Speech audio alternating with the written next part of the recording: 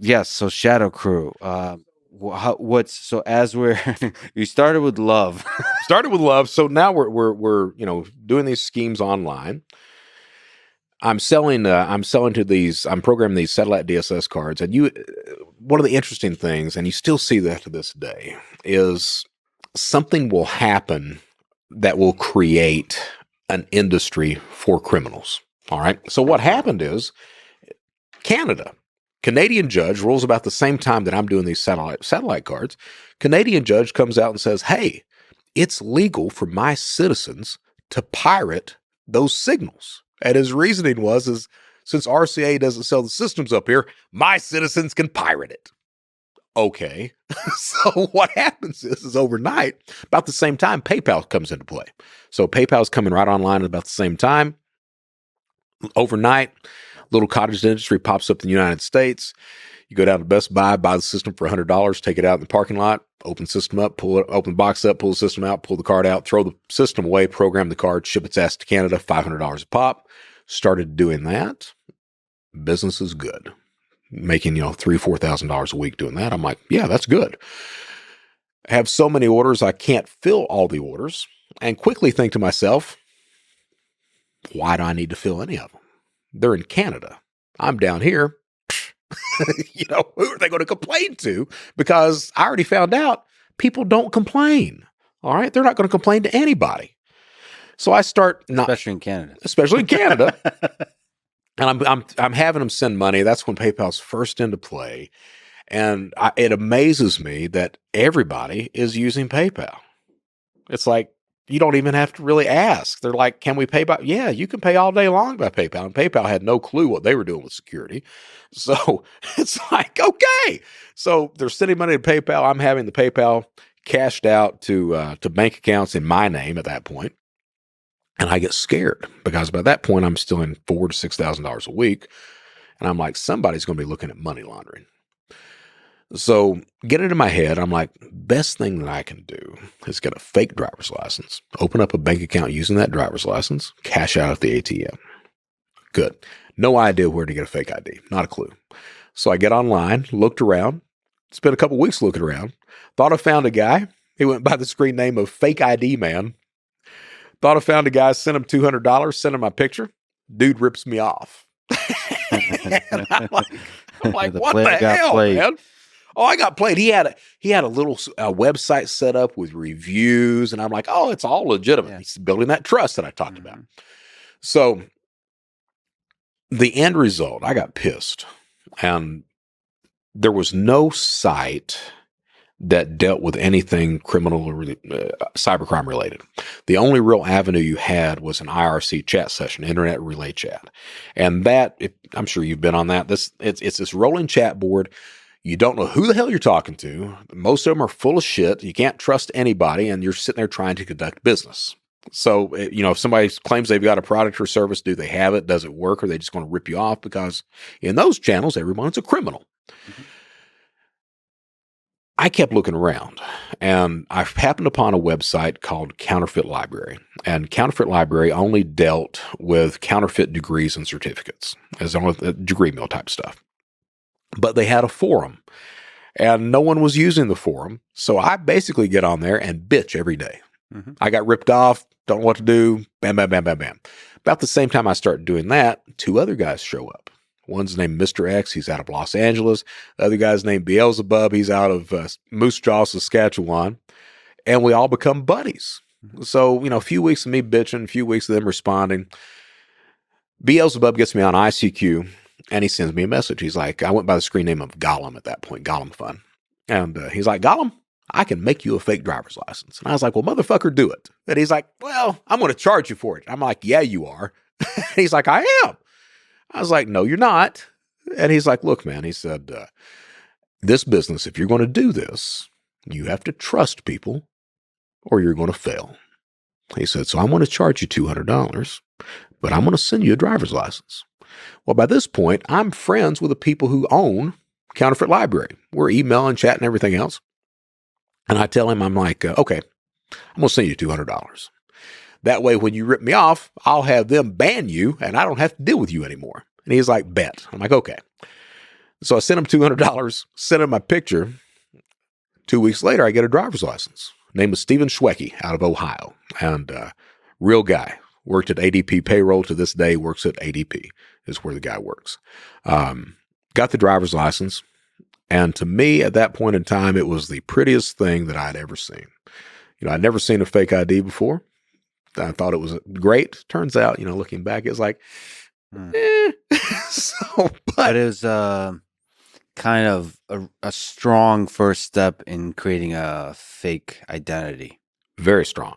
Very strong. So that was like, Gasco just on the point he made that if you're going to be successful in this, you should have people you trust. Is he right on that? Oh, he's absolutely right. He's absolutely. So you have to have, this is like mob. You have to have an inner circle that you trust. I'm sure you've probably heard me say this before. Successful cybercrime. All right. There are 3 necessities to being successful online if you're a criminal. 3 necessities are gathering data, committing the crime, and then cashing it out. All 3 of those necessities have to work in conjunction. If they don't, the crime fails. The problem, and it's a huge problem, is that one guy can't do all 3 things. You've got the people who gather the data, basically the general store salespeople who sell PII, credit card logins, data tools. They'll sell the spoofed phone numbers or the RDPs, stuff like that. A lot of the times, those people don't know how to commit the crime. And those people certainly don't know how to launder the money out and put cash in pocket. So you've got, either because of a skill level, sometimes a geographic location limits what that individual can do. All right. So you have to rely on people who are good in areas where you are not in order for that crime to succeed. And that means you have to trust those people. So what happens with ShadowCrew? All right. So Counterfeit Library is the start. All right. Counterfeit Library transitions over to ShadowCrew. Right before that transition, there's a Ukrainian guy by the name of Dmitry Golubov. He was a spammer at that point in time. He saw what we were doing with Counterfeit Library, and he liked it. He was getting all these credit card details, and this kid, he's a kid. This kid has an idea, and his idea was, I wonder if people would buy stolen credit card details. That's pretty good Ukrainian Russian accent. So he picks up the phone. He calls his buddies. They call their buddies. They have a physical conference in Odessa. 150 of these cybercriminals show up, and they launch this idea. This launches a website called Carter Planet, which is the genesis of all modern credit card theft as we know it. All right. So remember I mentioned those 3 necessities of cybercrime.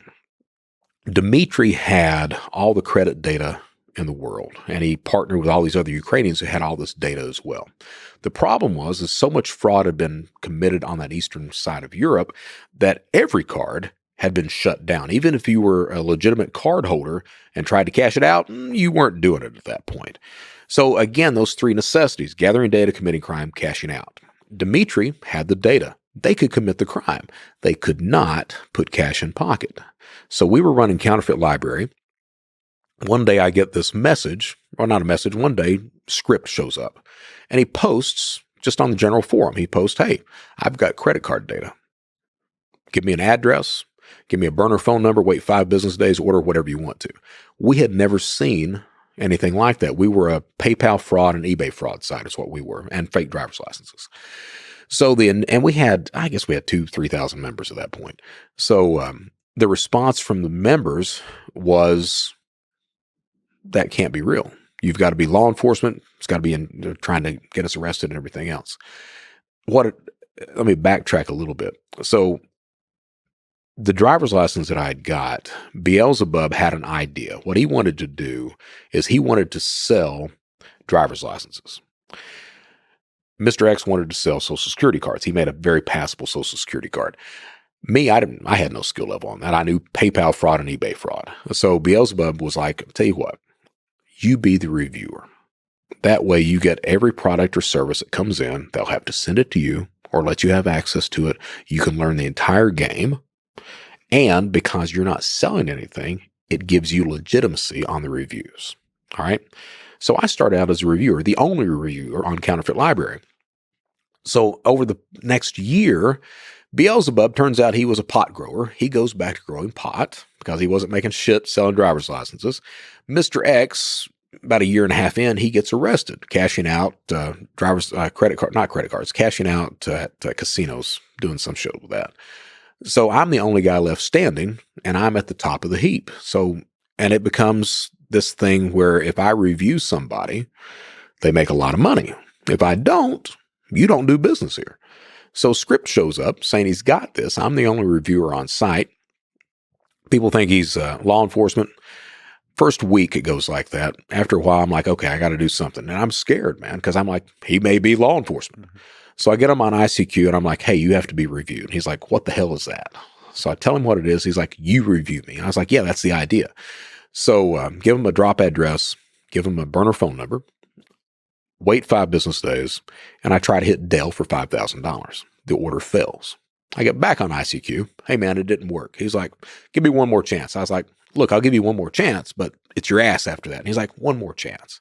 I'm like, okay, give him another address, another phone number, wait another 5 business days, hit Thompson's Computer Warehouse for $4,000, Dell for $5,000. Order goes through, get the products in.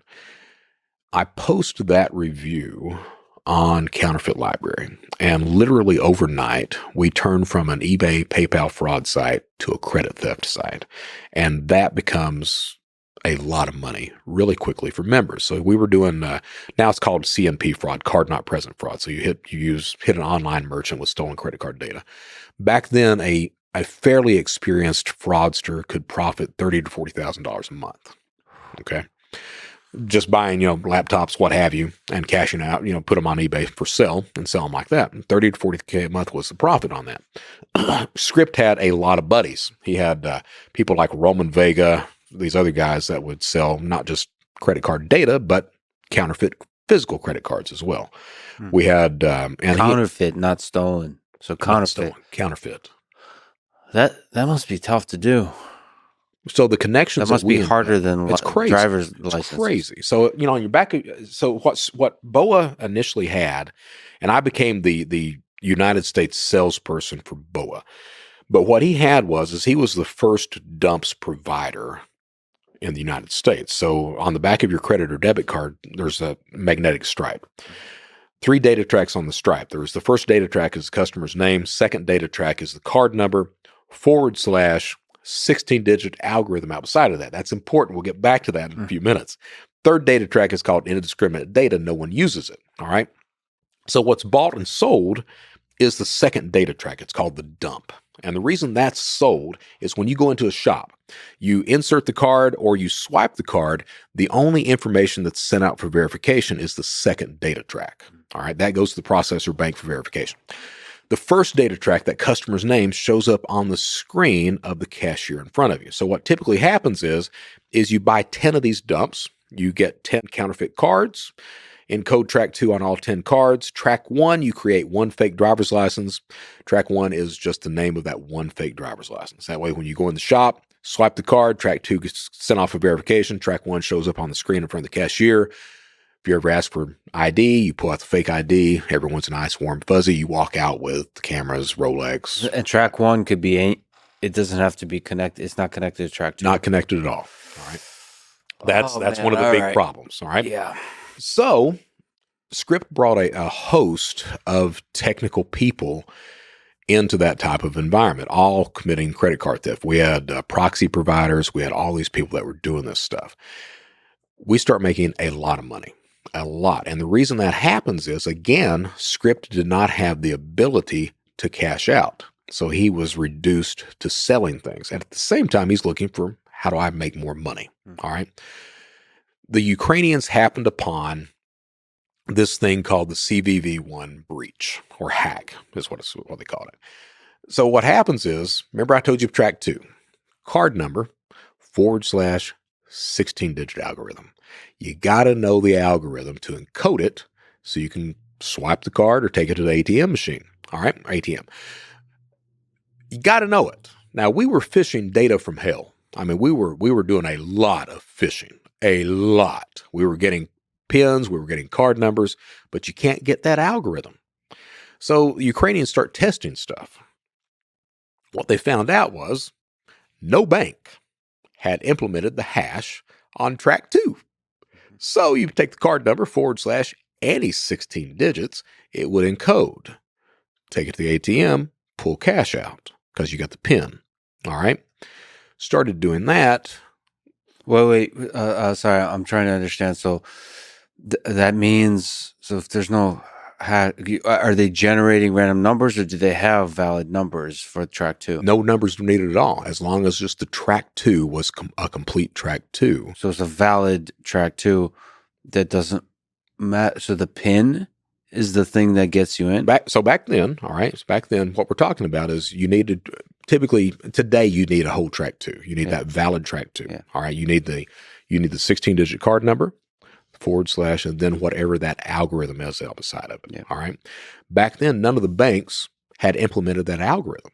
So while the algorithm was there, you didn't need it to encode. Interesting. So you can make a lot of money with physical so fake much money that credit card not cards, present debit fraud. cards. Card not present fraud, remember I told you, was $30,000 to $40,000 a month. Yeah. All right.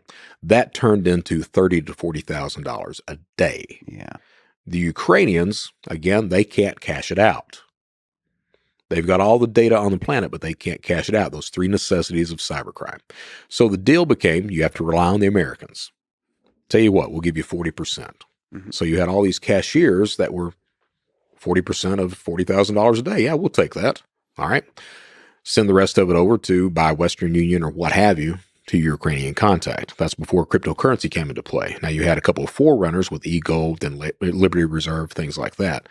But back then it starts out with Western Union, then it becomes prepaid cards, sending track information over, loading the card up like that, and then finally you get to eGold, Liberty Reserve, and today it's with crypto that's used. Started stealing a lot of money. A lot. And that got law enforcement attention. So we started to see, it's a crazy ass story. We started to see IPs coming in from law enforcement agencies, government agencies, because back then they didn't know how to shield their identity either. So you saw Secret Service, you saw DOD, you saw all these and you're like, that's interesting. So, and at the same time, we had, it was called a hack, but it wasn't a hack. We had a guy that worked at T-Mobile in Los Angeles. This is the same guy that back then published Paris Hilton's phone contact list. That made a lot of news. Not only did he do that, but it turned out that the Los Angeles Secret Service agency was using T-Mobile phones. So he's getting text messages of the Secret Service investigating ShadowCrew. And he posts those damn things on ShadowCrew. So I'm sitting there going, head of the pile. I'm sitting there going, this is not going to end well. This is not going to end well. So at the same time, I had access. I'd started out with access to the Indiana State Sex Offenders Registry. And I was using that to create bank accounts, launder the money out, and I would sell the bank accounts, stuff like that.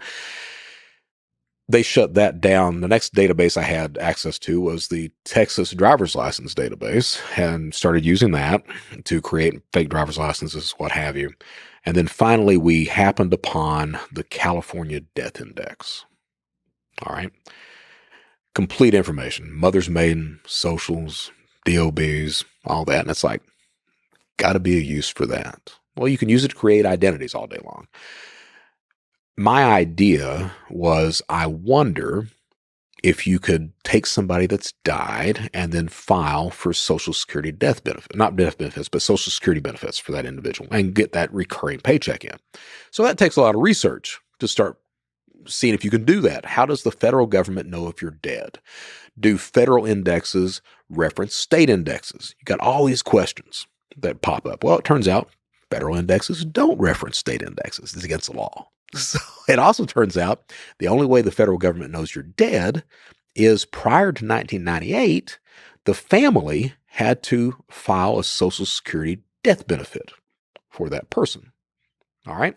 Wow. Prior to 98. Which of course, most people don't. Right. Prior to 98, it took the family. After 98, the hospital can do it. Funeral home can do it. or the family can do it. So a lot more people have it filed after if they've died. But it's still, there's a lot of people A probably lot of slip people through the don't. cracks. Because that death benefit's only like $219. Yeah. Okay. Nobody's thinking about that shit. So I started to apply for Social Security benefits. Nope. Number's dormant. So they want you to come in for a physical interview. Here I am, 32. You're not going to pass as a 65-year-old. So no. So the next idea I had was, wonder if you could file income tax returns on these people. Turns out you can. All day long. So I started doing that. And I started to steal once I got ramped up, because you test everything. You're testing to make sure you got to figure out what the deposit instrument is and everything else. And once you get all that lined out, I started to steal $160,000 a week, every week for 10 months out of the year. By paying taxes? By filing fake filing fake tax returns. So you find a business. Yes. And the way the system worked is the IRS will issue a refund on somebody before they're able to verify that that person works for an employer. Still works like that today. All right. So. And you're keeping the amounts relatively low. Keep them at $3,000. All right. Amounts are very low. But you're still able to achieve scale because this is large index of real I got people. to where, and I was manual. And later on, a couple of buddies of mine went automated with it. Wait, you were doing this by hand? So there's no code involved? All manual. Wow. I'd file a return once every 6 minutes, work 10 hours a day, 3 days a week. So typing fast and clicking. One return every 6 minutes. That's changing IP. That's changing address, everything else. One return every 6 minutes for 3 days a week. Fourth day, I would take a road trip, plot out a map of ATMs. And then the next 2 days, cash out. Bam, bam, bam, bam, bam. All right. Come back home, rinse and repeat. Turns out that a backpack, I don't see any sitting around here, but a backpack will hold $150,000 of 20s is what it'll hold. So I'd put $150K in 20s in a backpack. I had a spare bedroom.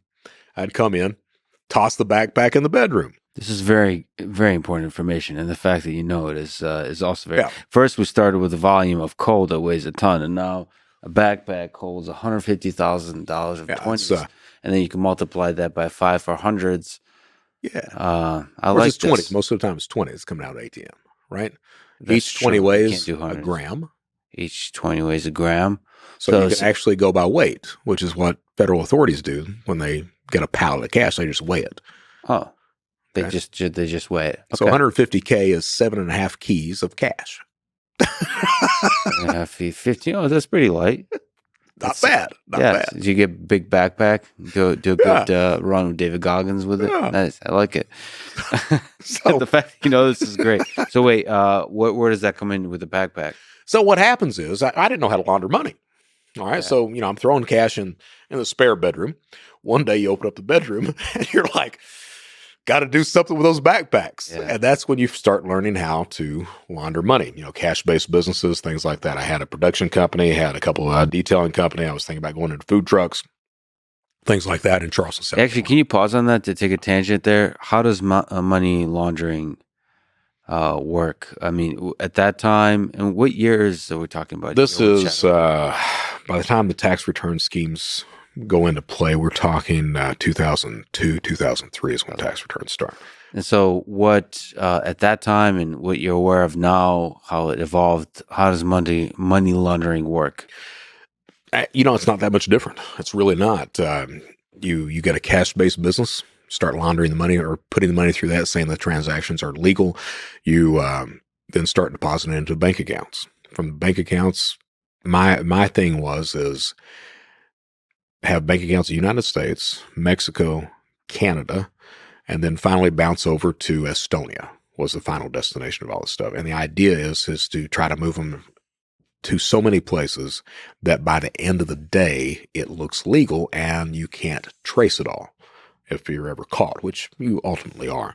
But so cash-based businesses, So when you say, sorry to interrupt, the cash-based businesses, so you have money that needs to be moved to other people. So how does that work? What's the business? Are people providing you a service and you're giving them money? Right. So you do the Ozark thing if you want to do that. So you can gamble. cash out something like that. So, or trips to whatever casinos you've got. Yes.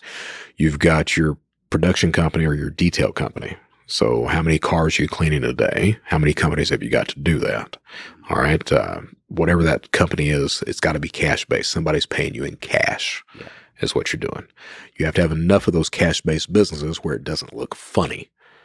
All right. Because if you're a detail company making $100,000 a month, that's a problem. Yeah. Okay. So then you start depositing into that. Well, because of the Patriot Act, as a suspicious activity report, SARS came in at $2,500 instead of the $10K that it used to be. So all of a sudden you've got multiple bank accounts that you've got to set up. All right. Fortunately, what you also had is you had a bunch of prepaid debit cards that were coming into play at the same time. So a combination of bank accounts, prepaid debits that had ACH abilities attached to those as well, and you start running them all together. Then once it's out of the United States, you don't have to worry as much. You can start funneling that into fewer bank accounts until finally you've got the one main account that's over at Bank Latico in Estonia at that point. That's what you've got. So a bunch of hops that end up at a place that you can't trace. And to give you an idea, I was arrested February 8th, 2005. My last seizure was 2010. Got the last seizure notice. So took them, they got it, but it took them that long to get to it. So how do stories like with Script that come into play here where he had someone who owed him money money and tortured? So when does it turn darker? It turns darker when the more money you make. Script was a kid that he was stealing enough money that he was able to buy whatever estate he wanted to. And he would brag about touring the countryside. And if he saw property that he liked, he would buy it. And that was not just a brag. He was doing that. So this kid is stealing a lot of money. At the same time, he's got connections politically because of his family. He's got connections, and that family's got connections with the Ukrainian mob. All right. So he's got these inroads, and people are looking out for him. And he's stealing a lot of money at the same time. Somebody doesn't pay him a decent amount of money. Somebody doesn't pay him. Now, we had never, with ShadowCrew, with Carter Planet, with Counterfeit Library, we were basically the geeks. All right. We were just the fraudsters, the social engineers. We had never really considered violence. The rules that I had in play were, hey, we don't do child pornography. We don't do counterfeit currency. We don't do drugs. And the only thing we ended up really obeying was the child porn stuff. Except for Max Butler, who you mentioned earlier. Script, someone rips the guy off. And he comes online on ShadowCrew at that point, and he posts these pictures one day. And I mean, it was a detailed narrative through the pictures. Had the guy that rammed in the van, had the door open, rammed in the van, had the guy tied up, had the guy being tortured. And the response was, this is what happens when you steal from me. And that's the first time that violence came into play at that point. And that's when you start realizing things are getting a little serious. How did that make you feel? The first response is, can't be real. He's just doing that. You know, he's wanting to send a message.